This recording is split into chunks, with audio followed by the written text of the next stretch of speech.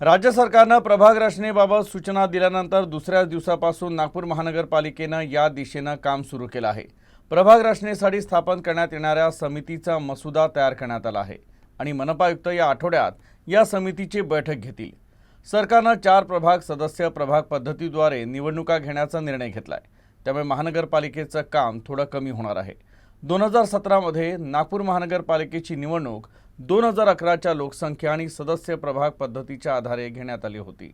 त्यामुळे मनपाची निवडणुकीसाठी प्रभाग रचनेबाबतची मेहनत वाचणार आहे। नागपुर महानगर पालिका में प्रशासक राज के खत्म हो जाने की प्रक्रिया एक तरीके से शुरू हो गई है और जनता का राज जो है वो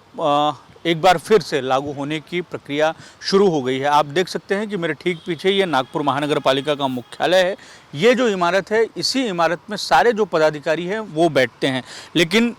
मार्च 2022 से नागपुर महानगर पालिका में प्रशासक राज लगा हुआ है, जिसकी वजह से पदाधिकारियों की व्यवस्था ख़त्म हो गई है। मनपा आयुक्त और जो प्रशासनिक पूरा का पूरा महकमा है उसके नियंत्रण में नागपुर महानगर पालिका काम कर रही है। सुप्रीम कोर्ट का आरक्षण को लेकर जो निर्णय आया उसके बाद में अब राज्य में जो महानगर पालिकाएँ हैं वहाँ पर जो चुनाव हैं उसको लेकर प्रक्रिया तेज़ हो गई है।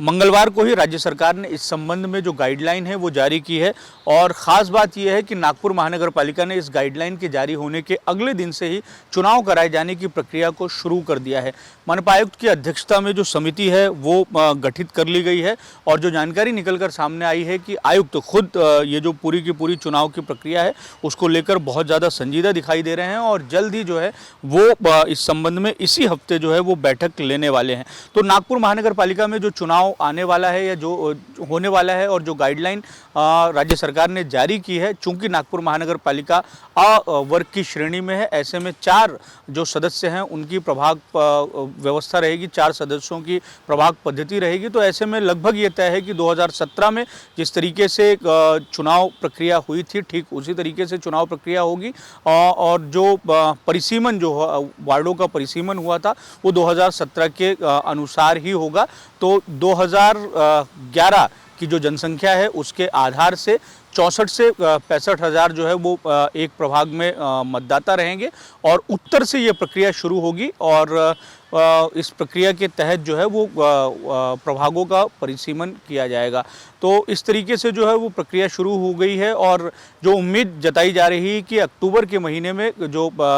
ये पूरी की पूरी चुनाव प्रक्रिया है वो ख़त्म हो जाएगी और जो प्रशासक का राज खत्म हो जाएगा और एक तरीके से जो पदाधिकारियों की व्यवस्था है वो लागू हो जाएगी। तो कुल मिला के जो पूरी की पूरी प्रक्रिया रहने वाली है वो 2017 के अनुसार ही जो प्रभाग पद्धति रही है उसके अनुसार ही रहेगी। ऐसे नागपुर महानगर पालिका का ये कहना है कि इस बार वो बहुत हद तक ध्यान रखेगी कि जिस तरीके से प्रभागों की रचना में जो स्थानीय जनप्रतिनिधि होते हैं या जो राजनेता होते हैं उनकी जो आपत्तियां आती हैं उन आपत्तियों को लेकर जो है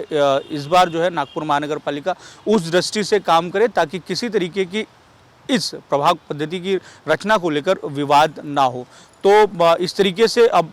प्रक्रिया जो है स्थानीय निकाय चुनावों की शुरू हो गई है और नागपुर महानगर पालिका जो है इसमें अपनी तरफ से तेज़ी दिखा रही है और इसी सप्ताह जो है वो